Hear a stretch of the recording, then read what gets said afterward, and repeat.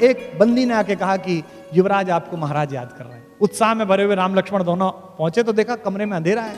पिता बैठे, उन्होंने कहा, पूछा जी पिताजी क्या बात है। पिता ने कहा कि बेटा वो कल राज्याभिषेक नहीं हो पाएगा, तुम सुबह अपनी पत्नी को लेकर 14 वर्ष के वनवास के लिए चले जाओ। राम ने कहा कि जो आ गया पिताजी।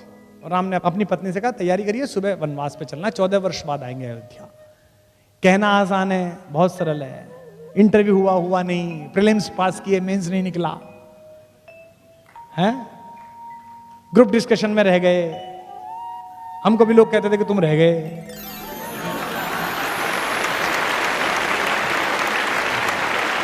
कहना आसान है, लेकिन मानस पड़ी है, राम जी आए तो बहुत सरल है। राम को बुलाया उनकी मां ने, कौशल्या ने। मां को लगा होगा कि बेटे को धक्का तो नहीं लग गया।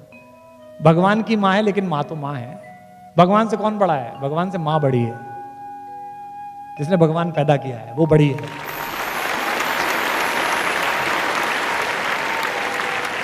इसलिए तुलसीदास जी शुरू में प्रणाम करते हुए कहते हैं, बंदों कौशल्या दिशि प्राची। प्राची दिशा के समान जो कौशल्या, उन्हें प्रणाम कहता हूं, जिनकी कोख से सूर्यवंशी राम पैदा हुआ है। मां ने पूछा कि बेटा क्या हो गया? मां को सब पता है। तो राम ने ये नहीं कहा कि मुझे जंगल भेज दिया, भरत को राजा बना दिया, मां मेरा सिंहासन छीन लिया, मेरा क्राउन छीन लिया। कितनी पॉजिटिविटी है जो सीखनी है लाइफ में आज के बाद से, इस हॉल से जाते हुए। कल भी बात करेंगे इस पे। कौशल्या ने पूछा बेटा क्या हुआ? तो राम ने कहा, मां पिता दे ही मोहि कानन राजू। मुझे जंगल का राज्य दे दिया पिता ने, मैं जंगल का राजा बना। कितनी सुंदर बात है। क्या कहा उन्होंने कि पिता दे ही मोहि कानन राजू, जहां सब भांति मोर बड़ काजू। जहां मेरे सारे बड़े काम प्रतीक्षा कर रहे हैं, जो भी दुनिया में बड़ा करूंगा। और सोच के देखिए, राम जंगल नहीं जाते तो क्या होते? राम वन गए तो बन गए। राम विनम्र रहते हैं, शालीन रहते हैं, मुस्कुराते हैं वो। तो इसी आत्मविश्वास में उनकी जीत है। डिप्रेशन से बाहर लाए अंगद को। और जब अंगद गया बात करने के लिए, तो आप देखिए कम्युनिकेशन स्किल सिखाया जाता है ना आजकल। आजकल सबसे बड़ी प्रॉब्लम क्या है? बीटेक कर लो, एमटेक कर लो, लड़का जो है, लड़की जो है, वो कम्युनिकेट नहीं कर पा रहा, अपनी बात नहीं कह पा रहा। मां से नहीं कह पा रहा, पिता से नहीं कह पा रहा, गर्लफ्रेंड से नहीं कह पा रहा, बीवी से नहीं कह पा रहा, नौकरी में नहीं कह पा रहा। ऐसी बहुत सारी घटनाएं आप देख रहे हैं जिनमें ना कह पाने के कारण वो आत्महत्या कर रहा है, डिप्रेशन में जा रहा है। अंगद को उन्होंने कम्युनिकेटर बना के भेजा। राम कितने पॉजिटिव हैं। उनसे विभीषण कहते हैं, जिस दिन अगले दिन युद्ध शुरू होना है, उस दिन कहते हैं कि सर थोड़ा बैठ के स्ट्रेटेजी बना लें, कौन किधर से बढ़ेगा, इतना बड़ा आदमी है, इससे लड़ना है। तो कहते हैं कि नहीं यार, वो अंगद भेजा है मैंने, दूत ना, बाली का बेटा, और मुझे उम्मीद है कि रावण मान जाएगा, सीता को वापस दे देगा, अपन क्यों लड़ाई लड़े। ये राम है। एक बात ध्यान से रखना, अभी बहुत बड़ी घटना इस समय पूरे देश में राजनीतिक हलचल चल रही है, जिससे हम जुड़े हुए हैं। राम ने अपने पूरे जीवन में किसी भी राक्षस को मारते समय उससे निगोशिएट नहीं किया। छोटों से, खर से, दूषण से, ताड़का से, सुबाहु से सीधा मारा। उन्होंने एक ही आदमी से निगोशिएट किया, रावण से। क्योंकि राम जानते थे कि आतंकवाद की लड़ाई में स्लीपर सेल के साथ समझौता नहीं किया जाता, उसको तो मारा ही जाता, उसको तो खत्म ही किया जाता है। और हमारी सरकारें, हमारी व्यवस्थाएं क्या कर रही हैं? स्लीपर सेल से बात कर रही हैं। तो अगर राम राज्य वालों को समझना है तो राम से ही समझें कि राम ने अपने देश में रहने वाली किसी स्लीपर सेल के साथ बात नहीं की। लंका दूसरा देश था, उससे बातचीत जरूरी थी, उससे पहले कहना जरूरी था, इसलिए उससे पहले बातचीत की, जो कि हम पाकिस्तान के मामले में लगातार करते हैं, इतने समय से बातचीत करते हैं, और उसके बाद फिर अपना काम भी दिखाते हैं। तो अंगद गया, उसका आत्मविश्वास, लीडरशिप डेवलपमेंट मैं बता रहा हूं राम का। उसने पहली जो वाक्य बोली, उस पर हंसेंगे भी आप। रावण ने पूछा कि मेरा और राम की क्या लड़ाई, तू जानता मैं कौन हूं? क्या तेरा वो फकीर तपस्वी, वो मुझसे लड़ेगा, मेरा उसका क्या? तो अंगद ने कहा जी बिल्कुल ठीक कह रहे हो सर, आपका उनका कोई मुकाबला नहीं। रावण को लगा यार आदमी उसने भेजा है, हमारे पक्ष में बोल रहा है, तो वो बड़ा प्रसन्न हुआ। उसने कहा बिल्कुल ठीक, मेरा उसका क्या मुकाबला। तो अंगद का कम्युनिकेशन स्टाइल देखिए जो राम ने डेवलप कराया है। तो क्या कहा कि सिंधु तरयो उनको बनरा, उनका तो बंदर, बंदर भी नहीं, बंदर में थोड़ा ग्रेस आ जाएगा, मतलब हनुमान चाचा हैं उनके अंगद के, फिर भी उनको बंदर भी नहीं कह रहे, चाचा जी भी नहीं कह रहे, क्योंकि डिप्रेशन में रावण को लाना है। तो कहते क्या, सिंधु तरयो उनको बनरा, तुझ पे धनुरे गई न तरी। उनका तो बंदर पूरा समुद्र पार कर आया, और तुझ पे उनके छोटे भाई ने एक रेखा खींच दी थी, वो नहीं तरी गई। तेरा उनका क्या मुकाबला भाई, दोनों का आपस में।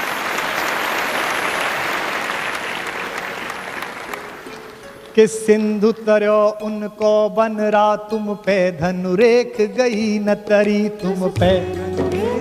अच्छा छंद है। सिंधु तरो उनको बनरा, तुम पे धनुरेख गई न तरी तुम पे धनुरेख गई न तरी।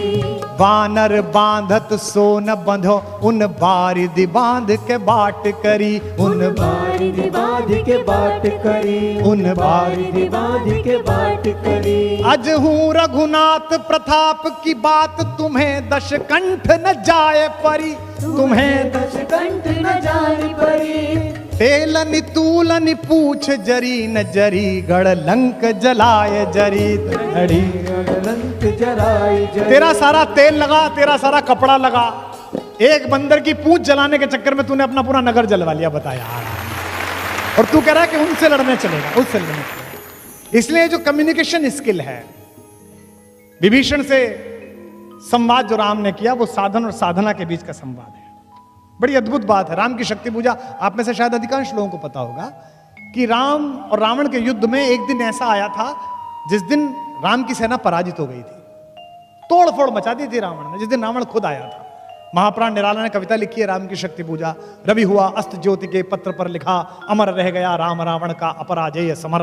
आज का तीक्ष्ण विदिक्ष प्रकर वेग प्रखर, शतशैल शंवरणशील नील नवगर्जित स्वर, विच्युत वन्य राजीव नयन हत लक्ष्मण, लोहित लोचन रावण मदमोचन महायान। ऐसी कविता लिखी है।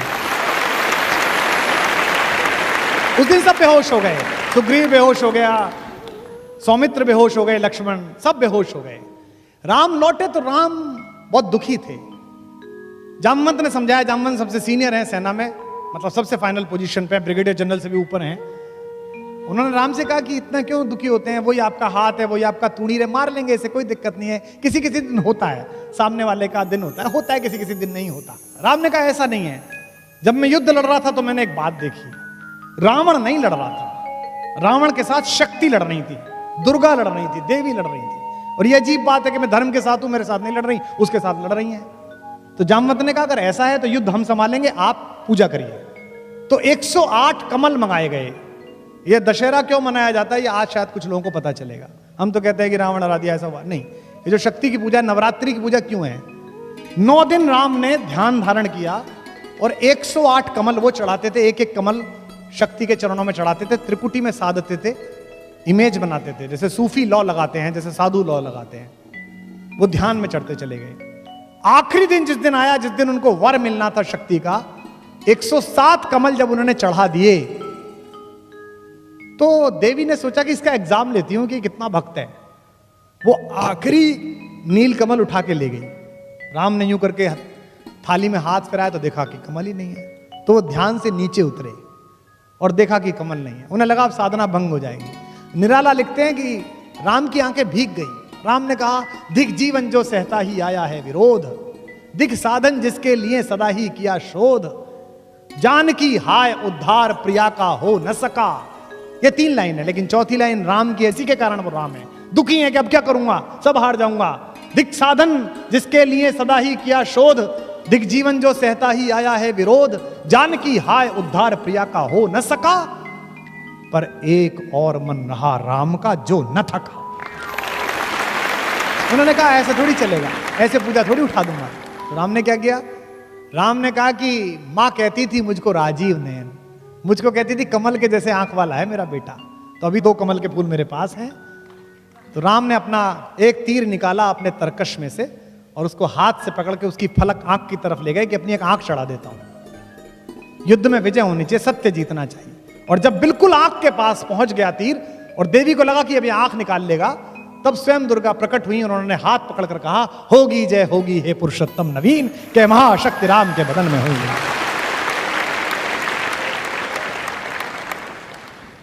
तो इसलिए जितनी भी लड़ाइयां हैं, जब भी कभी आपको कोई आदमी साधन से इकट्ठा एक सामान्य व्यक्ति को परेशान करने की कोशिश करे, उसके पास ज्यादा शक्ति हो, उसके पास ज्यादा साहस हो, तो आप ध्यान रखना कि आपके घर का एक बड़ा आदमी सिखा गया है कि साधन महत्वपूर्ण नहीं है, साधना महत्वपूर्ण है।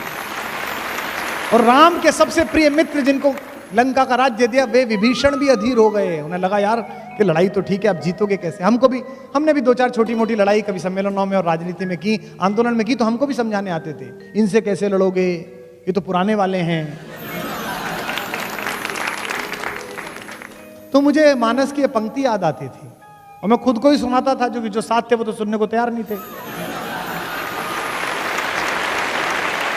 ये विभीषण ने राम से कहा जब रावण लड़ने के लिए आया, क्या कि रावण रथी विरथ रघुवीरा, देख विभीषण भयउ अधीरा। रावण रथी विरथ रघुवीरा। रावण तो रथ पर बैठकर आया है और वो पैदल चल रहे हैं, वो पदाती हैं। अधिक प्रीत भा मन संदेहा, ज्यादा प्रीति इसलिए मन में संदेह हुआ विभीषण के। विभीषण ने कहा कि ये तो रथ पर है और आप बिना चप्पल के, आपके पास तो चप्पल भी नहीं है, कैसे मारोगे? नाथ न रथ नहीं पद त्राना, के ही विधि जितब वीर बलवाना। इतना बड़ा वीर है, इससे कैसे जीतोगे? तो राम ने उसे जो सिखाया वो मुझे याद है, मैं आपको बता रहा हूं, आप अपने घर लेके जाइएगा। राम ने कहा कि मैं जिस लड़ाई में उतरा हूं दोस्त, उस लड़ाई में मिसाइल्स की जरूरत नहीं है। तो उन्होंने कहा कि इस लड़ाई के लिए साधना की आवश्यकता है, साधन की आवश्यकता नहीं है। उन्होंने कहा क्या क्या है? इसके पास तो बड़ा रथ है नाथ, आपके नीचे तो पदत्राण भी नहीं है। कही विधि जितब वीर बलवाना, इस बलवान से कैसे जीतेंगे? तो उन्होंने कहा कि सुनो सखा कह कृपा निधाना, ज्यों जय होई सियंदन आना। मैं तुझे बताता हूं भाई मेरे दोस्त, इस युद्ध में जीतने के लिए जो रथ चाहिए वो मेरे पास है। अब विभीषण को रथ दिख नहीं रहा, राम कह रहे रथ है। इसी में आपके जीवन के संघर्ष की गति है। उन्होंने कहा मेरे पास रथ है। कौन सा रथ है? मेरे पास जो रथ है उसमें 2 चक्के लगे हुए हैं, तुझे दिखेंगे। कौन से? सौरज धीरज ते ही रथ चाका। शौर्य और धैर्य 2 चक्के हैं, एक तरफ शौर्य है, एक तरफ धैर्य है। अगर बड़ी लड़ाई लड़नी है तो शौर्य भी रखना पड़ेगा और धैर्य भी रखना पड़ेगा।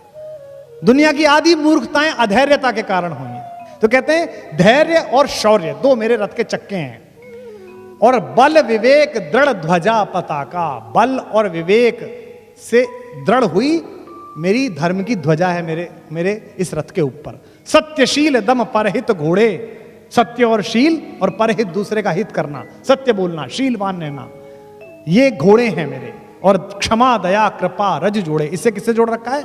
क्षमा से, दया से और कृपा से, इन 3 से जोड़ रखा है। पूरी राम की कहानी एक सिमिली है। कहते हैं कि इस रथ पर चढ़कर मैं लड़ रहा हूं और जब तक मैं इस रथ पर चढ़कर लड़ रहा हूं तब तक मेरा कुछ नहीं बिगाड़ सकता कोई भी। तो आपके पास अगर साधन कम हो तो आप समझ लेना कि आपके पास ये वाले साधन अगर हैं तो आप दुनिया के किसी भी आदमी से जीत सकते हैं।